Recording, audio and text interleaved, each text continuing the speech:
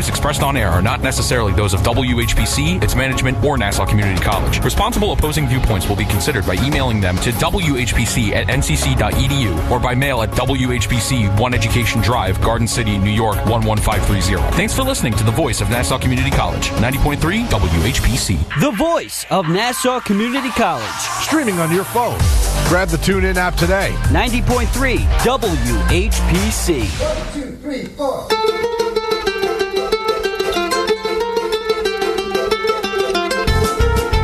Good morning. Hi, everyone. This is Jewish Talk, coming to you live from Nassau Community College on 90.3 WHBC, streaming live on the college station and iHeart app and the iTunes.com. This program is reposted and archived on Spreaker.com.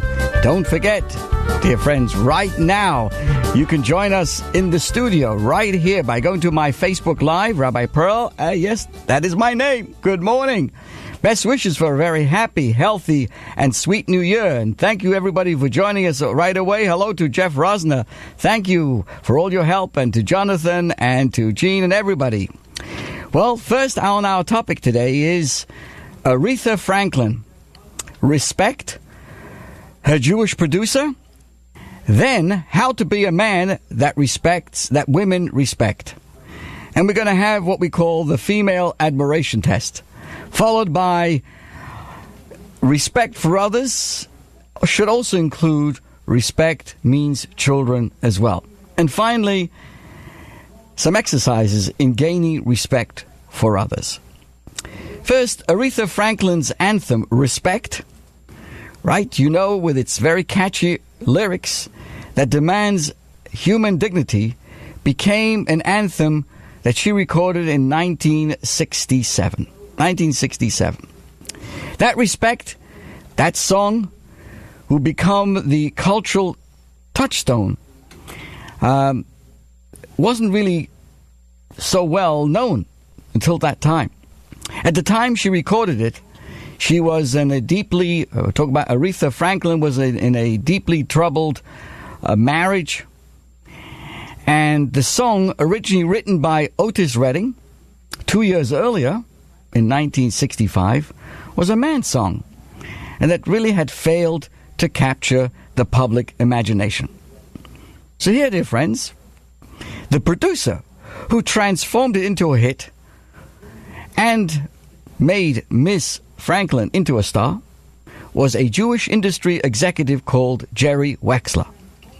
It was Mr. Wexler, as well as several other Jewish musical writers and producers, who helped Aretha Franklin flourish artistically and find her voice.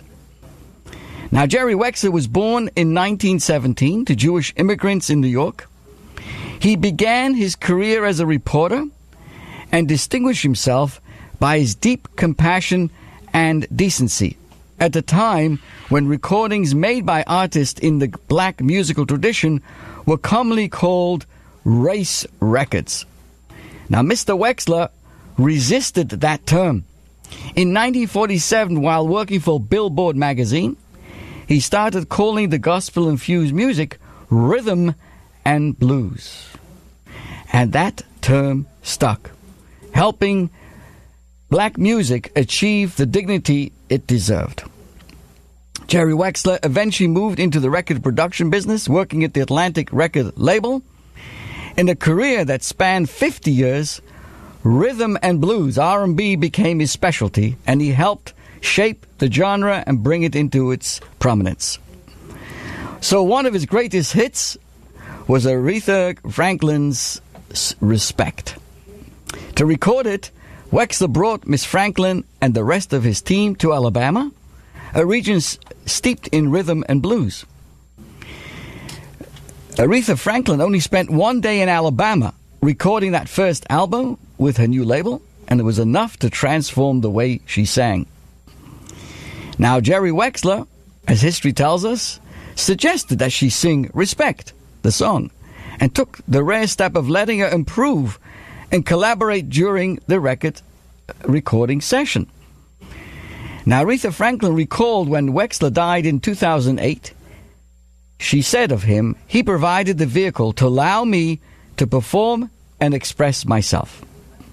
And so the song Respect quickly climbed to number 1 in the charts and earned, I should say, Miss Franklin's, she earned from that some of her many, many awards. Now, these and other songs spoke urgently to a new generation that was trying to claim that women and minorities and overlooked groups had worth and deserved respect. The call for respect went from a request to a demand. This is what Wexler later wrote. And then, given the civil rights that was building in the 1960s, respect, especially as Aretha articulated this with such force, took on a new meaning. Respect started off as a soul song and wound up kind of a national anthem. Now, Aretha Franklin recognized the universal nature for the need for respect and dignity. Speaking to Jet magazine in November of 1970, Aretha insisted that everyone had a place in her music. This discussion came up yesterday at Al Chabad at the Kiddush. Following the services, we talked about respect and talked about her impact and the lesson that we could learn, that each and every one of us are here on this world for a mission also to make an impact and can make an impact. And I thought about this a lot. And today I'd like to discuss further the subject of respect that seems to be so lacking today. And I want to thank Jonathan Wolf for his comments on this subject. As you well know, you can see us live right now on Facebook and all the comments that are coming in from different people. Good morning from Connecticut, Dr. Kolshevsky, to Gus, to Gene Branstein, Karen Dumbeck, good morning, and everyone else joining us today. So, how to be a man that women respect. The female admiration test, man versus beast. Hang in, everybody. There's really only one thing a man needs to do to gain a woman's respect. He needs to be a man, or as we would say in the lingo, darf sein ein Mensch. He's got to be a mensch. The good news is that women want a man. The even better news is that there aren't many to go around, which means that if you can be one, if that means if you're a mensch, you're ahead of the pack.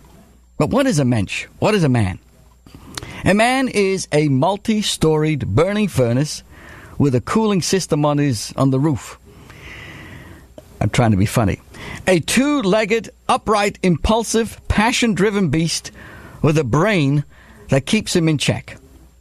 If the brain on top is not doing his job, then what is there to respect? Which means that being a man or a mensch is mostly about not being the animal you feel you are. Men, you get it? Women, I know it's hard, but you just have to believe us. Perhaps a woman can be a woman just by being her natural human self. But I can tell you that a man is someone who is constantly not being the beast that drives him. The beast said, I want, now. The man says, I'll decide. The beast says, grab it, it's yours. The man says, nothing is mine but my own free will. And with my free will, I choose to ignore you. The beast said, everything is yours. There's nothing else. Everyone is yours. There's no one else. They're all just objects. They're there to do your bidding. And the man says, there's a creator, there's an almighty God who made me, who gives me life. There are the people with whom I live, and I put their trust in me. There is a woman of my covenant whom I respect and love. They are not me, and I'm not them. She is not me, and I'm not her. I'm a man, and regardless of all the fury with which may burn, I will act like a mensch. I'll be a man. Ben Zoma, one of the great sages in the ancient Mishnah, says, Ezeu Gibor, who is a hero? He says, Akovishis Yitzray, who conquers his own desires. So man is made to conquer. The beast inside a man desires to conquer. But the man cannot conquer a thing until he has first conquered that beast within him. So the beast remains a beast, a bull, a horse, a goring ox. The beast may desire, but the man is not a slave of those desires. The man must be the one that tells the beast where it can go and where it cannot, where it can look and where it must not, where it should speak and when it should keep his mouth shut tight. Are you listening, men? Indeed, the beast is the father of the man. For only once a man has turned his back to his own maddening passions, resisted the rush of adrenaline pumping through his veins, and just coldly walking away, only then has he touched that which defines him most deeply, and that which separates him from the beast and the angel, that makes him most divine, that makes him a mensch. So a woman desires a man, but if a man does not know what makes him a man, then how can she know that he is one? If a man can't leave space for another, why should she want to stand in his presence? If a man can't stand up to the fight, why should she respect and admire him? As I said, many are the men who have never been there. Many are the men who spend an entire life barely cognizant of the power that enables them to become a mensch, to become a man. Because it's not easy to be a man. To be an athlete, for example, you need a trainer. To be a mensch, you need a guide. There are many guides that have been written by many great sages. Now, if you're looking for the most potent Jewish classic today on being a mensch, I suggest you look at a small book called Tanya. It's also known as Sefer Shalbanim, the book for the everyman. In Tanya, written by Rabbi Shneur Zalman of Liadi, a great teacher and a disciple of the Baal Shem Tov, teaches us all that we need to know about our beast inside. True, the guide is for men and women, but once you see the advice it contains, it is hard to imagine how anyone could be a man without knowing its teachings as well. In Tanya, the author teaches us to deny the power of the beast over your heart and mind is the height of conceit. To surrender is the height of foolishness. So that life is an ongoing wrestling match. The beast will never throw in the towel. It'll grow stronger each day, devising yet more strategies to escape its reins, taking yet more devious gambits and craziness to try to declare victory over you. So our principal strategy is to ignore its wails and the tantrums. But the beast is stronger than the man. To win, you need to first fire. You need to find a fire more fierce than the fury of the beast. You must find that divine fire, recognize the soul, the neshama, the holiness inside of ourselves. And that fire breathes life. And that fire is even stronger than the fire of the beast. And that's our mission.